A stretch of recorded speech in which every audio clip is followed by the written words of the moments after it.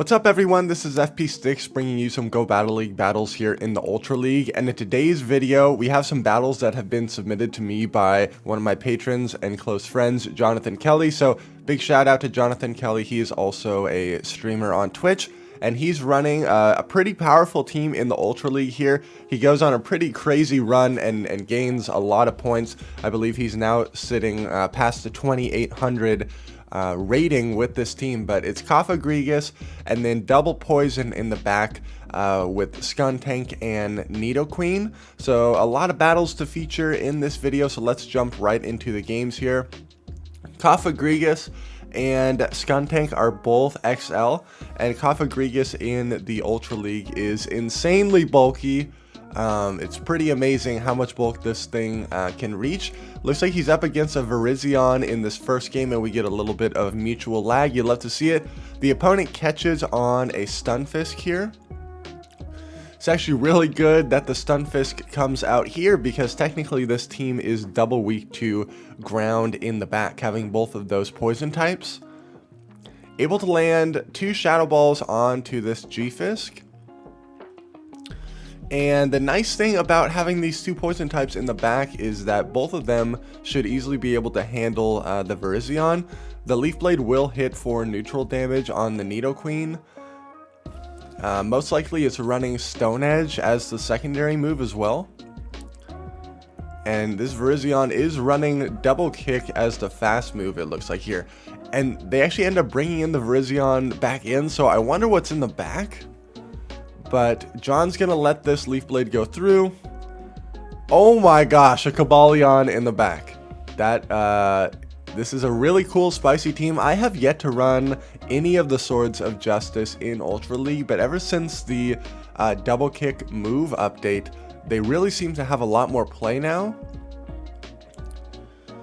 And this is looking pretty solid for John here. They're actually running Stone Edge on their Cobalion here, so no Iron Head it looks like. So Nidoqueen completely walls this Cobalion, and Nidoqueen is easily going to be able to take out this Virizion with the Poison Fang damage here. Leaf Blade will hit for neutral, so it looks like we're going to see how much damage this does. It does a decent chunk. All of the Swords of Justice seem to have a decent amount of bulk in the Ultra League as well. And John's going to be able to take this first game. Really cool, spicy team from the opponent there. A G-Fisk in the lead. This is definitely where you want to see this. And you definitely want to keep it here. Because again, the Skuntank and the Nidoqueen are both really going to struggle. Luckily, both of them do have some coverage moves that can hit for super effective damage on the Stunfisk. Skuntank has the Flamethrower, and Nidoqueen obviously has the Earth Power there. But going to go for Dark Pulse here, save a little bit of energy, and can easily let this move go through. They end up going for the big move of Earthquake, but that's totally fine. And throwing Dark Pulse here, you save 5 energy instead of going for the Shadow Ball, and the G-Fisk is in range where that would knock out regardless. I wonder if you survive this Rock Slide. You do survive it, and then the aggressive swap into Nidoqueen to start getting ahead on energy. Really interesting that the opponent ended up double shielding in the lead. Oh, they bait with Rock Slide. So John is not able to overload on energy anymore here. Gonna go for the Earth Power to knock this out. And what is in the back? If they double shielded... Okay, out comes Talonflame. John's gonna throw 4 poison jabs and then throw this charge move for really good charge move timing there. Now the Talonflame is going to reach a Brave Bird here. Can the Nidoqueen hang on to survive? Nope, Brave Bird does enough damage. Out comes the Skuntank. And in the back is a Cresselia. So you should just need to land 2 crunches here. Oh my goodness, Cresselia is insanely bulky in Ultra League. I always forget how much bulk this thing has. Moonblast hits for neutral, but the stat product on Cresselia is just insane. These super effective crunches could have potentially gone for a catch there, but the if the opponent did not throw their energy, potentially would have been Psycho Cutted down, so that would have been a little bit scary. But able to reach this last second crunch to knock out this Talonflame and take the game there. Good game. Cofagrigus into Trevenant. Okay, so Cofagrigus gets outpaced there. And I like that John immediately goes into Nidoqueen, which is kind of the soft counter to Trevenant, since Skuntank completely resists all of Trevenant's moves. A shiny Tentacruel from the opponent. This is a really cool pick here. Oh my gosh! They're running Blizzard. Okay, I was definitely expecting a Scald there. But they are in fact running Blizzard. John's able to get to this last second Poison Fang here. And down goes the Tentacruel. He has switch advantage and shield advantage, and the opponent does not want to hang with that. Good game. Oh my gosh. Walrein in the lead. This again is kind of where you want to see this. John's going to bring out the Nidoqueen into this Tapu Fini here.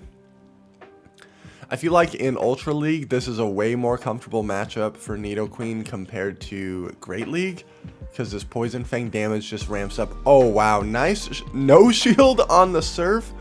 Recognizing that you're going to survive and be able to farm it down anyways. That was a really nice play. Out comes the Walrein once again. Going to be able to get some chip damage with this Poison Fang, and then Cofagrigus will be able to handle this much better. They catch on their Sylveon. Oh my gosh. They're running Double Charm, and John has 2 poison types. There is nothing this opponent can do. They're going to get farmed all the way down, and they're still staying in. I'm surprised that they're still staying in, because there is absolutely no win condition here. When the Skuntank can fully farm down that Charm user and have energy loaded for the late game, there is just absolutely no win condition here. Skuntank pairs really nicely with the Cofagrigus, because you're able to hit for super effective damage against the opposing ghost types. And I like that Nidoqueen is a pretty decent response to any of the dark poison types that you might see in the lead as well. This is a very good lead here. Definitely want to maintain switch advantage, but there is no response to this G-Fisk other than the Cofagrigus. Luckily, again, Skuntank is going to be able to have some play against that Deoxys. The Psycho Boost are going to be fairly threatening to Nidoqueen. Shield up the big move of Earthquake. Good call there. And gonna let this one go through. The opponent's going straight for Earthquake, and we've seen in the past that Rock Slide plus a good amount of Mud Shots will be enough to take out the Cofagrigus at this range. Nice play going for the Dark Pulse, and then immediately throwing again to punish that shield. Down goes the G-Fisk, and out comes Registeel. So there's a couple of options here. You could stay in and do as much chip damage as possible, or you could aggressively swap into the Nidoqueen. I like this play though. This is kind of the safer play. Now you can guarantee that Nidoqueen gets aligned to the Reggie, and you have your Skuntank for the Deoxys. And this alignment is looking pretty good here. The opponent tries to catch on the Deoxys. I actually like this Poison Fang chip before swapping into the Skuntank. Oh, going to double Poison Fang. So then one crunch should be able to knock out the Deoxys. That's a nice play. However, the switch clock is now desynced by about 20 seconds. So you're going to have to keep your eye on the switch clock there. Gonna throw this crunch immediately and hopefully get a debuff. Oh my goodness, this Deoxys has been debuffed 3 times. And at this point, Nidoqueen is the win condition, so can safely save the shield for Nidoqueen, and the opponent recognizes that. Good game. Really well played by John there on the energy management and the late game there. Walrein in the lead. Again, this is kind of where you want to see it. It's actually been fairly surprising that we've seen a number of people lead Walrein, and then they've also had a G-Fisk in the back. Walrein in the lead, a Swampert in the back kind of makes sense with this team comp as well. That's something that's fairly common. and Swampert in the back would definitely prove to be awkward for this backline. The opponent catches on the Giratina, nice play. And it is Dragon Breaths, so it is hitting for neutral on the Skuntank, where these poison jabs are resisted. I wonder if you try to over farm here. Gonna throw before getting hit by another Dragon Claw, and then you have some residual energy to threaten that wall rain as well. You're up a shield. This is looking pretty good.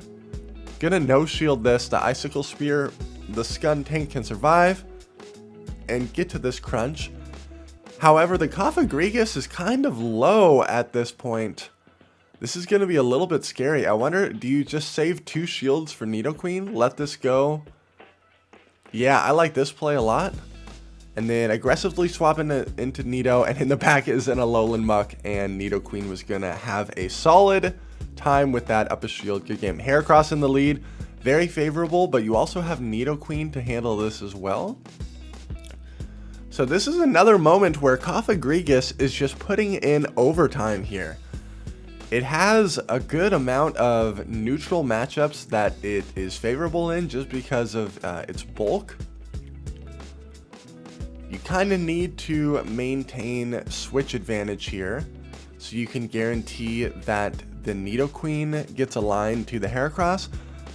Going to swap in the Skuntank, I like this play because even if the Heracross comes back in, you have Flamethrower to hit for super effective because of that bug typing. Gonna shield up the Icicle Spear. Out comes the Heracross once again. Do they anticipate the Flamethrower?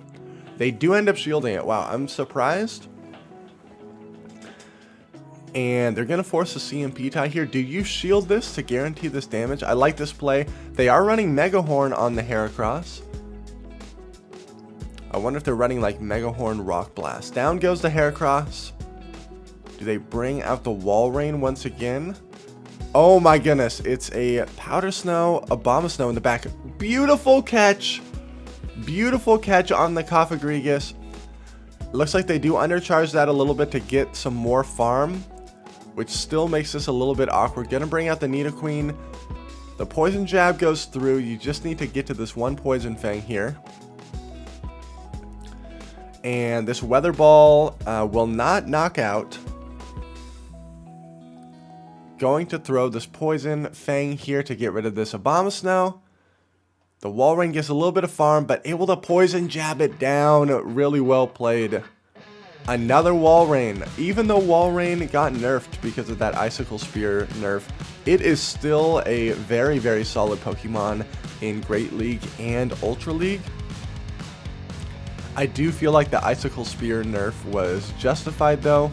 It balances Wall Rain out a little bit, but when you have a Pokemon that is that bulky with that good of typing and moves that offer coverage like Earthquake, it's just a really solid response to a lot of things in the meta.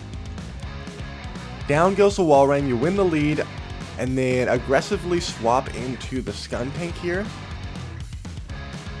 I like this play. It seems like Skuntank is a little bit more flexible than Nidoqueen here. And so using Skuntank as the pivot is pretty nice. Correctly shields up the Earth Power. That's really solid. And going to go for the crunch. You cannot Poison Jab down a Nidoqueen. Double resisting those Poison Jabs.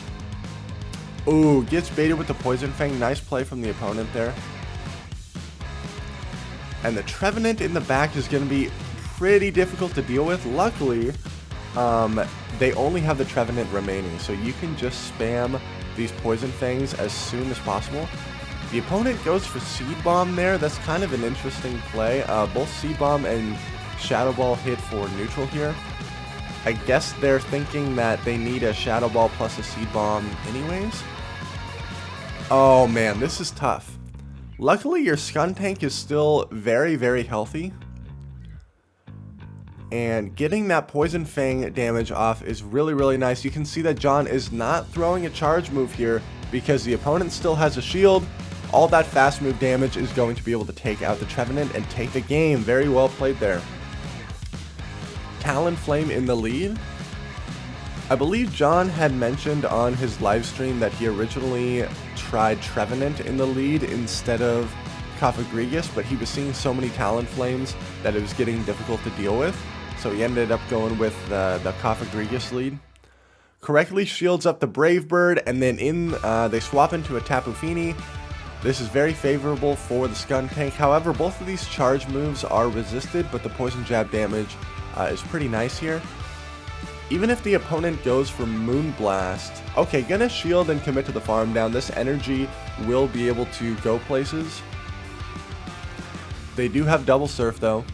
The awkward thing is that most likely the Talonflame comes in, maybe even double shields farms down.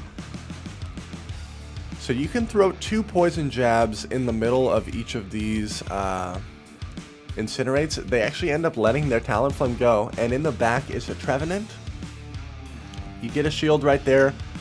They're trying to commit to the farm. Oh wow, they are fully committing to the farm down here. They're gonna have to spend both shields, and then what do you do here? They're going to go for the Shadow Ball, which should one-shot this Cofagrigus at this range. And then you can safely just get to 1 Poison Fang against this Trevenant, and the opponent knows that. And this team continues to power on through. Oh my gosh. Shadow Machamp really has nowhere to go against this team. Going to bait with Dark Pulse here. And the opponent actually ends up shielding. I think this is the match against Wholesome, who is another streamer and content creator, really talented battler. Tries to catch a Shadow Ball on the Snorlax, nice play. But now the Skuntank gets to avoid the Machamp, and you have 2 insanely hard answers for the Shadow Machamp with Cofagrigus and Nidoqueen. Gonna throw this Crunch, down goes the Snorlax. This is looking pretty rough for the opponent here. Out comes Machamp. I bet the Skunk survives this cross chop, so does go for Rock Slide. Nice play. You bring out the Cofagrigus again. Rock Slide will hit for neutral damage here. The opponent catches on an Alolan Muck. That's totally fine. Nidoqueen has some good play here. I think the safest option is you just go double Earth Power here. You're up a shield. There's really no need to bait. But Wholesome is recognizing that and correctly shields up the Earth Power. But these poison jabs from the Alolan Muck, again, are double resisted. The Alolan Muck is barely going to be able to outpace this Nidoqueen here because of that energy advantage. But can easily go for the Earth Power. And there is just nowhere for this Machamp to go. Feels really bad, but this was a really dominating game from John's team here. Wholesome made it close though, as close as you can with that sort of team comp. But good game. The Cofagrigus and Nidoqueen, oh my goodness. Jellicent in the lead, okay. They are running Hex, so we're both hitting for super effective damage here. Gonna go for the Shadow Ball. This is really good that Nidoqueen gets to avoid this Jellicent. Wow, okay, gonna swap into the Skuntank. This is a little bit scary because potentially that Nidoqueen might be aligned with that Jellicent in the late game. And that Bubble Beam attack debuff is pretty brutal in this matchup here, because these crunches are doing like no damage. You're going to need to land 1 more crunch against this Nidoqueen, but maybe you can heavily overfarm. Yeah, you can heavily overfarm with the Cofagrigus now, and then the Jellicent does not have a move because they threw a Bubble Beam before getting out of there. Going to commit to the farm down here. This is just a Poison Fang. And then you have so much energy to threaten. Oh, they bring out Scrafty. Okay. Yeah, this is going to be kind of uncomfortable now because the Nidoqueen is now going to have to face off against that Jellicent. The Scrafty stayed in there for a while. This feels like another Bubble Beam. Oh my goodness, this opponent is going straight Bubble Beam. Throw 1 Poison Jab and then queue up the Earth Power. Good timing here. And that does land. But at this point, does the opponent just go straight Bubble Beam? Another no shield from John. Big call there. They do sneak a Hex through though. and gets a shield up on that earth power. Nice. Beautiful catch on the Kafagrigus, and you clear the debuff. Looks like they fully charged the bubble beam. They want some farm with the Scrafty. Only able to reach this Dark Pulse. This is double resisted. Oh my goodness. Do you double shield the Scrafty and then farm down to have energy against the Jellicent? I think you have to do that. You pretty much have to shield power-up punches at this point in time. Double shield, farm down, reach an earth power against the Jellicent, and that is most likely the win condition here. You're one poison jab away. Very nice. I was a little bit concerned after swapping out of that lead matchup that Nidoqueen would have to see the Jellicent in the late game, but it ended up working out all right. Another Walrein in the lead, and another mutual lag scenario. So people that lead Walrein need some sort of response to a fighter in the lead. I kind of like pairing Walrein with like Nidoqueen or a Runerigus.